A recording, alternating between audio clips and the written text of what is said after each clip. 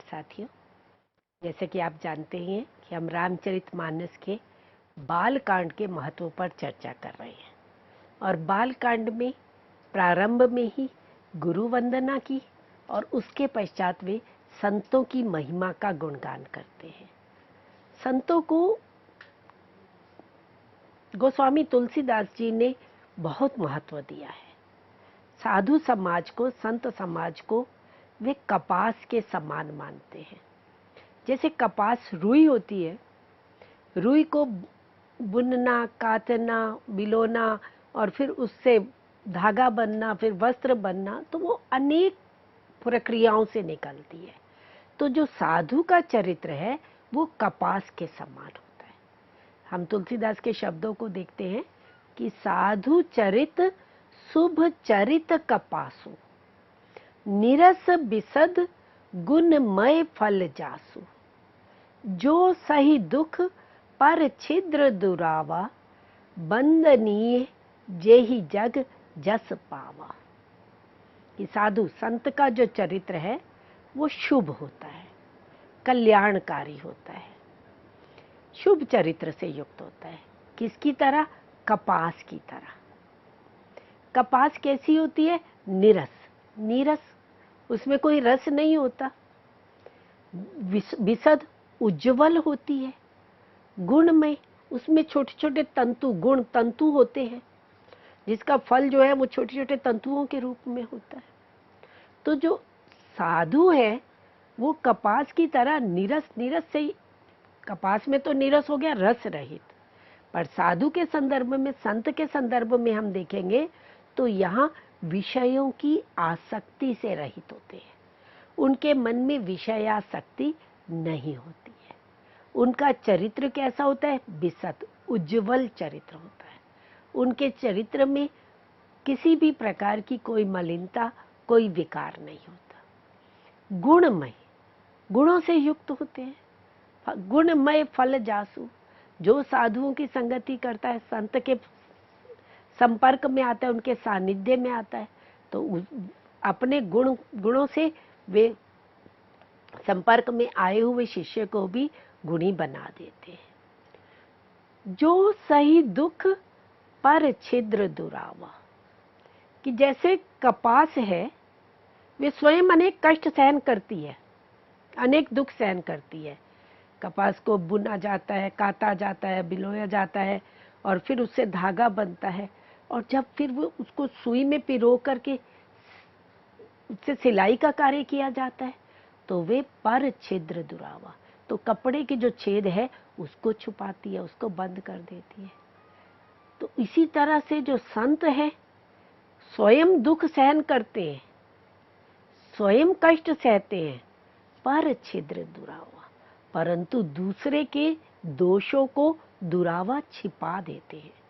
दूसरों के दोषों का उद्घाटन नहीं करते हैं, उनको बढ़ा चढ़ा करके नहीं दिखाते हैं, वे दूसरे के दोष को छुपाते हैं, स्वयं कष्ट सहन कर लेते हैं। वंदनीय जेहि जग जस पावा, ऐसे संतों की वंदना करते हैं। ऐसे संत वंदना के योग्य हैं और इन संतों ने ही यज्ञ में यश को प्राप्त किया है। संसार में यश प्राप्त करने वाले ऐसे संत वंदना के योग्य हैं। सत महिमा को अंग, सत्संग को अंग, ये कबीरदास ने भी, संत रविदास ने भी संत संगति को बहुत महत्व दिया है। दादू दयाल ने बहुत महत्व दिया। तो सत संगति का महत्व सभी संतों ने, संतों के पूरे संस्कृत से हम देख रहे हैं सत्संगति के महत्व को, सताम ही सज्जनों के महत्व को माना जाता है, उसको श्रेष्ठ माना जाता है। और तुलसीदास ने तो संतों के प्रति अपना पूर्ण समर्पण का, सम्मान का भाव प्रस्तुत किया है। संत समाज को तो वे प्रयागराज कहते हैं। जिस प्रकार से काशी में, प्रयाग में तीनों नदियां मिलती हैं, गंगा, यमुना और सरस्वती का संगम है, तो संतों को भी इसलिए तीर्थराज प्रयाग कहा है कि मुद मंगलमय संत समाज, कि जो संतों का समाज है वो कैसा है? मुद, आनंद देने वाला है। मंगलमय, कल्याण करने वाला है, श्रेयस्कर है। जो जग जंगम तीर्थ राज। जग जंगम, यहाँ जड़ चेतन संसार की बात कर रहे हैं। जड़ चेतन जो संसार है, इस संसार में जितने भी प्राणी हैं, जड़ जंगम, उन सब के लिए संतों का जो समाज है वे तीर्थराज प्रयाग है। और इस प्रयाग में जो अवगाहन करते हैं, जो संतों की संगति में जाते हैं, तो वहाँ क्या मिलता है? राम भक्ति जहाँ सुर सरी धारा। जहाँ राम की भक्ति रूपी गंगा की धारा निरंतर प्रवाहित रहती है, निरंतर प्रवाहमान रहती है। राम भक्ति कि संत समाज में जाएंगे तो प्रभु की भक्ति मिलेगी, ईश्वर की भक्ति रूपी गंगा की धारा वहाँ प्रवाहित होती है। आप प्रयाग में देखें तो गंगा और यमुना की धाराएं तो दिखती हैं, पर सरस्वती की धारा नहीं दिखती है। वह वहाँ पर भीतर से, नीचे से निकलती है, पीछे से कहाँ से आ रही है नहीं पता चलता। तो ऐसे ही संत समाज में जब जाते हैं तो राम भक्ति रूपी गंगा की धारा तो बहती है, सरसई ब्रह्म विचार प्रचारा, और उस भक्ति के माध्यम से ब्रह्म का विचार, उस परम तत्व के विचार रूपी सरस्वती भी प्रचारित होती है, प्रसारित होती है। सरसई सरस्वती के लिए आया कि राम भक्ति के माध्यम से ब्रह्म तत्व का, परमात्म तत्व का विचार शिष्य के मन में, भक्त के मन में प्रचारित होता है। तो इस तरह से संत जो है वो तीर्थराज है, तीर्थों के समान है। और संतों की संगति, सज्जनों की संगति, अच्छे लोगों की संगति का फल तो सदैव माना गया है, क्योंकि जो भी सज्जन की संगति में जाता है उसके सभी दोष, सभी विकार दूर होते हैं, मन की मलिनताएं दूर होती हैं और उसका फल शीघ्र ही प्राप्त होता है, अनायास ही प्राप्त हो जाता है। कैसे फल होता है? उसके लिए तुलसीदास कहते हैं मज्जन फल पेखिय तत्काला, कि सत्संगति में अवगाहन, मज्जन मतलब डूबना, स्नान करना, तो सत्संगति में जाने से उसका फल तत्काल ही पेखिय दिखाई देता है। कैसे? काक होई पिक बकऊ मराला। काक, कौवा, पिक हो जाता है। अब कौवा यहाँ पर प्रतीक है दुष्ट व्यक्तियों का, निम्न व्यक्तियों का, तुच्छ व्यक्तियों का, कि जो तुच्छ व्यक्ति हैं, जो अज्ञानी हैं, वो भी कैसे हो जाते हैं? पिक। पिक यहाँ गुणी का प्रतीक है, उत्तम प्रकृति के लोगों का प्रतीक है। कौवा कोयल नहीं बन जाता है, ये तो प्रतीक का प्रयोग है। कौवा मतलब तुच्छ व्यक्ति भी सज्जनों की संगति में आने पर कोयल सदृश गुणी हो जाता है, उस पर भी उसका प्रभाव पड़ जाता है।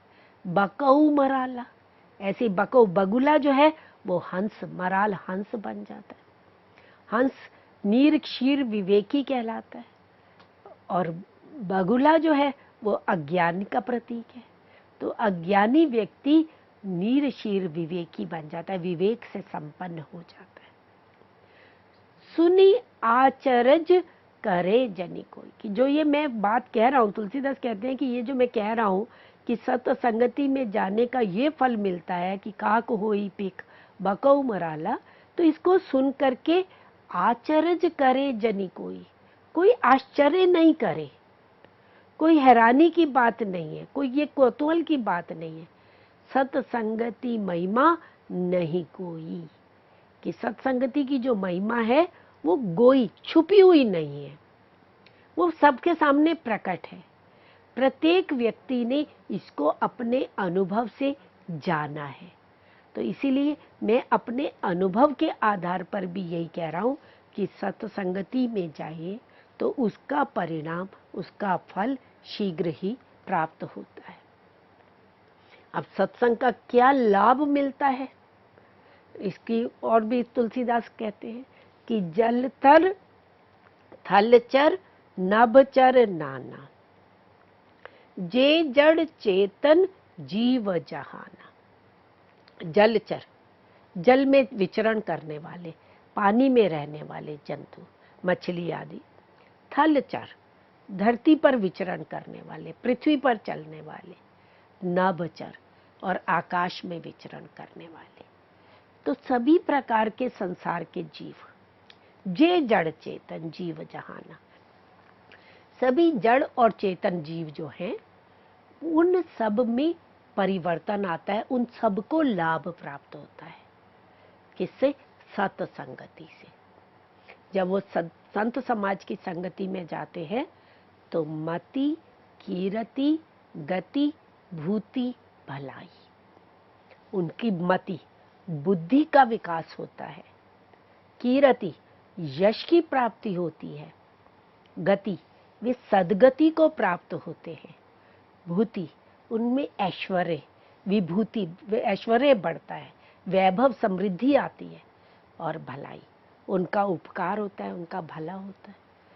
जब जही जतन जहां जय पाई, तो जिसने भी यत्न पूर्वक जिस प्रकार से भी जहां भी सत्संगति को प्राप्त किया, उन्हें मति, कीर्ति, गति, भूति, भलाई ये सब प्राप्त हुए, उन्हें इन सब का लाभ मिला।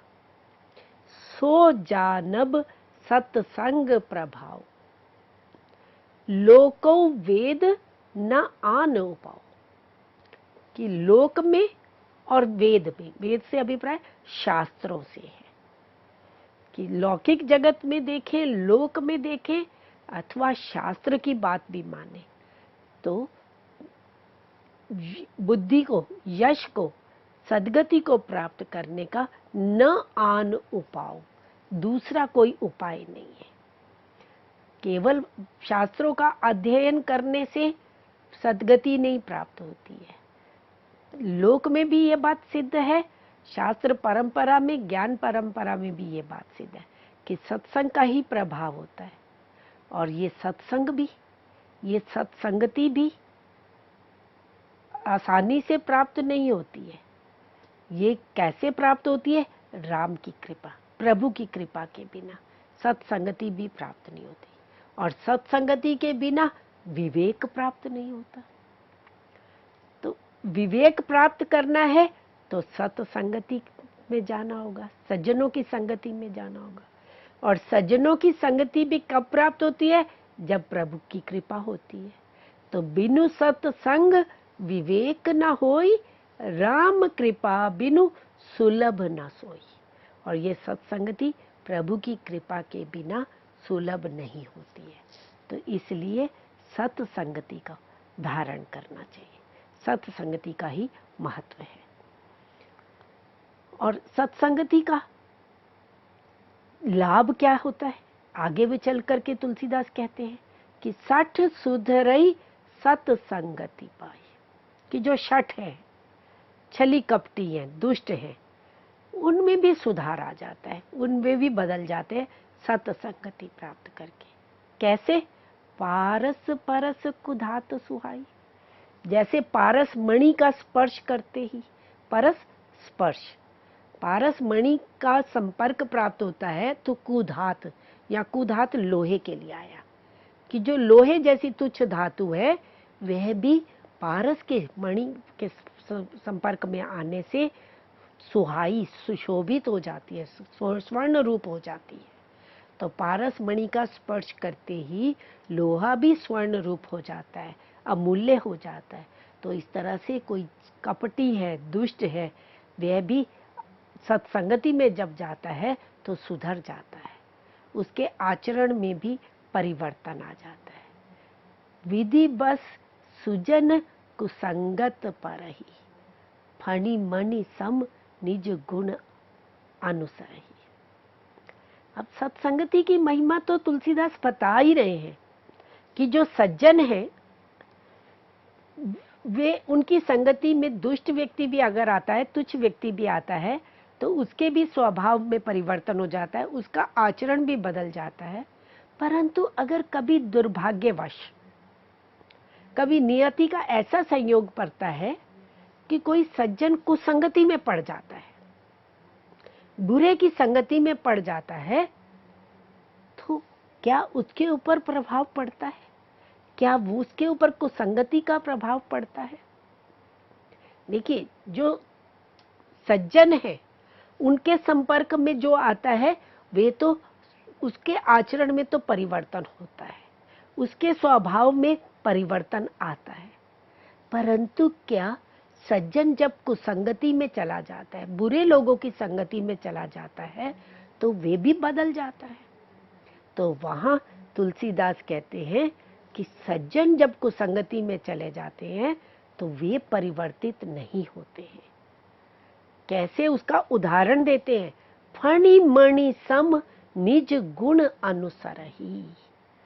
कि जैसे फणी, सांप के मस्तक पर मणि रहती है।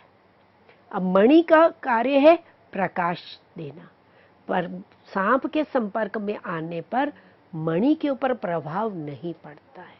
निज गुण अनुसरही, वे अपने ही गुण का अनुसरण करती है, अपने ही गुण को धारण किए रहती है। उसके ऊपर सांप के विष का, सांप के स्वभाव का प्रभाव नहीं पड़ता। इसी तरह से जो दुर्जन व्यक्ति के संगत में अगर सज्जन आता है तो सज्जन व्यक्ति अपनी सज्जनता का परित्याग नहीं करता। यही बात बिल्कुल कबीर रहीमदास ने भी कही थी। रहीम और तुलसीदास समकालीन हैं और दोनों में मैत्री भी थी। दोनों एक दूसरे के पास लिखकर भेजते थे। तुलसीदास कुछ लिखते थे तो वो रहीम के पास भेजते थे, रहीम कुछ लिखते थे तो वो तुलसीदास के पास भेजते थे। तो सत्संगति की महिमा का वर्णन रहीम ने भी किया। वे भी यही कहते हैं कि जो उत्तम प्रकृति के लोग हैं उनका कुसंगति कुछ नहीं बिगाड़ सकती। कहते जे नर उत्तम प्रकृति का करी सकत कुसंग, कि जो उत्तम प्रकृति के लोग हैं उनका कुसंग, उनका कुसंगति, बुरी संगति क्या बिगाड़ सकती है। चंदन विष व्यापत नहीं लिपटे रहत भुजंग, कि जैसे चंदन के वृक्ष हैं उनके चारों ओर सांप लिपटे रहते हैं, परंतु उन सांपों का प्रभाव चंदन के ऊपर नहीं पड़ता। तो चंदन विष व्यापत नहीं, चंदन के ऊपर विष व्याप्त नहीं होता, चाहे उन्हें चारों ओर से सांप लिपटे रहे।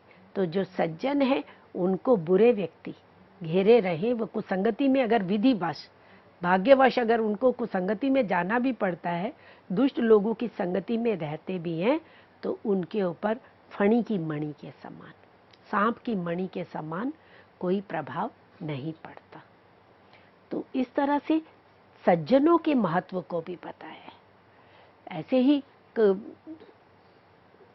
तुलसीदास वो भी कहते हैं कि कदली सीप भुजंग मुख स्वाति एक गुण तीन, जैसी संगति बैठिए तैसो ही फल दीन।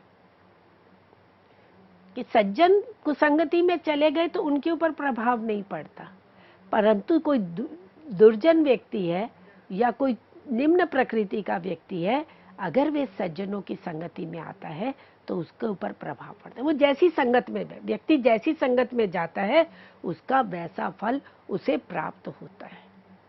और इस बात को संतों ने, भक्त कवियों ने अनेक सामाजिक जीवन के उदाहरणों से पुष्ट किया है। आप केवल किसी नीति कथन की बात करते हैं तो वह उतनी प्रभावशाली नहीं होती जितनी जब आप उसे अपने जीवन के अनुभवों के आधार पर समाज से उदाहरण देकर के प्रस्तुत करते हैं, तो वह हृदय को अधिक प्रभावित करती है, वे हृदय ग्राही हो जाती है। तो इसीलिए इन मध्यकालीन कवियों ने नीति की बात जब वे करते हैं तो समाज से अनेक उदाहरण लेते हैं। तुलसीदास ने भी वही नीति अपनाई है। वो कहते हैं कि स्वाति नक्षत्र की जो एक बूंद है, जल की एक बूंद है, वह कहाँ गिरती है, उसका क्या प्रभाव पड़ता है, उसका वर्णन कहते हैं कि स्वाति नक्षत्र की बूंद जब केले के ऊपर गिरती है तो क्या बन जाती है, जब सीप के ऊपर पड़ती है तो उसका क्या प्रभाव पड़ता है, और जब सांप के ऊपर पड़ती है तो उसका, तो बूंद तो एक ही है, पर वही अगर केले के ऊपर पड़ी तो वे कपूर बन जाती है। वही स्वाति नक्षत्र की जल की बूंद अगर सीप में पड़ जाती है तो अमूल्य मोती बन जाती है। और वही बूंद अगर भुजंग सांप के मुख में पड़ती है तो विष बन जाती है। बूंद तो वही है, पर जैसी संगत बैठी है तैसो ही फल दे। तो मनुष्य को ईश्वर ने तो एक जैसा ही बना करके भेजा है, सभी प्राणी एक जैसे बने, परंतु समाज में आने के बाद वो जैसे लोगों की संगति में रहता है वैसा ही उसका फल बनता है। यही बात कबीर भी कहते हैं कि जो जैसी संगत करे सो तैसा ही फल पाए। तो सभी संतों ने, भक्तों ने एक जैसी ही बात की है। और संतों का स्वभाव कैसा होता है इस पर भी तुलसीदास प्रकाश डालते हैं कि संत जो है वो कभी किसी का अहित नहीं चाहते, कभी किसी का बुरा नहीं चाहते। बंदौ संत समान चित, हित अनहित नहीं कोई। अंजलि गत शुभ सुमन जिमी, सम सुगंध कर दोई। कि संत कैसे होते हैं? समदर्शी होते हैं। उनका चित्त समभाव में रहता है, समान रहता है। कैसा? उनके लिए ना कोई ही मित्र होता है, ना कोई शत्रु होता है। वे ना किसी का हित करते हैं और ना किसी के लिए अहित करते हैं। उनके लिए मित्र शत्रु समान भाव से रहते हैं। कैसे? किसकी तरह? अंजलि गत शुभ सुमन जिमी। जैसे अंजलि, हाथ में पुष्प जब आता है तो हाथ में जब पुष्प है तो वो सबको बराबर की एक समान सुगंध फैलाता है। सम सुगंध कर दोई। तो हाथ में आया हुआ पुष्प सभी को समान रूप से सुगंध देता है। इसी तरह से संतों का स्वभाव है कि उनके सानिध्य में, उनके संपर्क में कोई मित्र आए, कोई शत्रु आए, वो दोनों के प्रति समभाव धारण करते हैं। उनका स्वभाव सम स्वभाव होता है, वो समचित वाले होते हैं। अब हम देखें, तुलसीदास ने रामचरितमानस की रचना केवल राम के कथा कहने के उद्देश्य से नहीं की। उनका मूल उद्देश्य था लोक मंगल, लोक का कल्याण। और लोक का कल्याण तभी हो सकता है जब वे समाज में विवेक बुद्धि हो। समाज के भीतर विवेक बुद्धि जागृत करना कि वे अपने अच्छे बुरे की पहचान कर सके। समाज, संसार कैसा है? द्वंद्व युक्त है। उसमें सुख भी है, दुख भी है, पाप भी है, पुण्य भी है, सब अनुकूल भी है, प्रतिकूल भी है। समाज में सत लोग भी हैं तो असत लोग भी हैं, साधु भी रहते हैं तो असाधु भी रहते हैं। तो इनके विषय में जान करके वे सज्जनों का संग करें और दुर्जनों से दूर रहे, ये विवेक बुद्धि जागृत करना मानस का एक उद्देश्य है। और इसीलिए तुलसीदास एक और जहाँ संत स्वभाव का वर्णन करते हैं, सज्जनों के स्वभाव की बात करते हैं, तो दूसरी ओर दुर्जनों का स्वभाव भी बताते हैं और दोनों को बराबर रूप से बताते हैं। तुलसीदास कहते हैं बंदौ संत असज्जन चरना, कि मैं संतों की भी वंदना करता हूँ और असज्जन जो दुर्जन है उनके भी चरणों की वंदना करता हूँ। दुख प्रद उभय बीच कछु बरना, क्योंकि दोनों ही दुख देने वाले, दोनों ही दुख प्रदान करने वाले, इसीलिए मैं दोनों की वंदना करता हूँ। कैसे? अंतर क्या है? देखिए, बिछुरत एक प्राण हरि ली। एक जो संत है जब वे बिछुड़ते हैं, जब उनका वियोग होता है तो प्राण हरि ले, तो वे दुखकारी होता है, कष्टकारी होता है, प्राणों को हर लेने वाला होता है। मिलत एक दुख दारुण दे, और जो दुर्जन है जब उसकी संगति मिलती है, जब उसका सानिध्य मिलता है तो दारुण दुख प्राप्त होता है। तो दुखप्रद दोनों हुए, एक का बिछुड़ना दुखप्रद है और एक का मिलना दुखप्रद है। तो वे सज्जनों की भी वंदना कर रहे हैं और दुर्जनों के जन्म। रहीम भी यही बात कहते थे कि निंदक नियरे राखिए, आंगन कुटी छवाए, बिन पानी साबुन बिना निर्मल करे सुभाए। कि जो निंदा करने वाले दुष्ट लोग हैं उनको भी अपने समीप रखना चाहिए, क्योंकि वो जब आपकी निंदा करते हैं, आपके दोषों को बताते हैं, तो स्वयं को अपने दोषों के विषय में पता चलता है और उनके निवारण का। बिनु पानी साबुन बिना निर्मल करे सुभाए, कि वो हमारे स्वभाव को निर्मल करने में सहयोगी बनते हैं। तो इसलिए निंदा करने वालों को, दुष्ट लोगों को भी अपने समीप रखना चाहिए। तो इसीलिए तुलसीदास भी खल की भी वंदना करते हैं और संत की भी वंदना करते हैं। दोनों के स्वभाव कैसे हैं फिर वो आगे बताते हैं।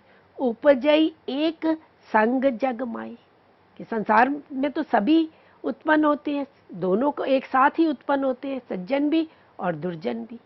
जलक जोक जिमी गुण बिल बिलकाई, जैसे पानी में कमल भी होता है और जोक भी होता है।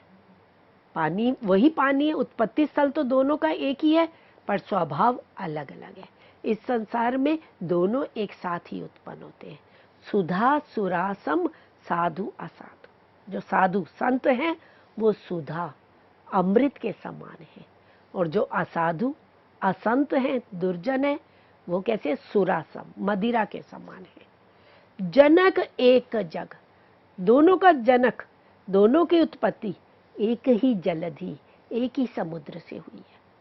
समुद्र मंथन की ओर भी यहाँ संकेत है कि अमृत का भी जन्म सागर से हुआ था और विष का जन्म भी सागर से हुआ था। जब समुद्र मंथन हुआ तो अमृत और विष दोनों एक साथ निकले। तो इसीलिए इस संसार सागर में भी संत असंत दोनों ही पैदा होते हैं। भल अनभल निज निज करतूती, लहत सुजस अपलोक विभूति। अपने अपने कर्मों के कारण, अपने अपने स्वभाव के कारण भला और बुरा, भल और अनभल, हित और अनहित होता है। कि एक जो है अपने स्वभाव के कारण सुयश लहत, यश को प्राप्त करता है, और दूसरा जो दुर्जन है वो अपने स्वभाव के कारण, अपने आचरण, अपने व्यवहार के कारण अपलोक, अपयश को प्राप्त करता है। तो संसार में दोनों तरह के लोग हैं। तो दोनों में से अब आपको अपनी विवेक बुद्धि के कारण निर्णय करना है कि आप किसकी संगति करेंगे। तो कबीरा संगत साध की, हरे और की ब्याधि, संगत बुरी असाधु की, आठों पैर उपाधि। तो इसलिए संत की ही संगति करनी चाहिए, क्योंकि वे सबकी व्याधियां, कष्टों को, बीमारियों को दूर करते हैं। और बुरी संगत असाधु की होती है, आठों पहर दिन रात वे हमेशा कष्ट देने वाले होते हैं, जीवन में विघ्न ही उपस्थित करने वाले हैं। तो इस तरह से तुलसीदास ने एक और जब संतों की महिमा का गुणगान किया है, तो वहीं दूसरी ओर असंत दुर्जन के स्वभाव का भी वर्णन किया है। कि दुर्जन जो है वे परिवर्तित नहीं हो सकते, ऐसा नहीं है। वे भी अगर सज्जनों की संगति में आए तो उनमें भी परिवर्तन हो सकता है। तो समाज को एक दिशा बोधक बने, समाज में एक नीति प्रस्तुत की कि समाज विवेक धारण करे, कि वे संत को पहचाने, असंत को पहचाने। तो इस तरह से तुलसीदास ने बालकांड के प्रारंभ में ही संत असंत और का वर्णन प्रस्तुत किया है। आज की चर्चा यही समाप्त करते हैं। धन्यवाद।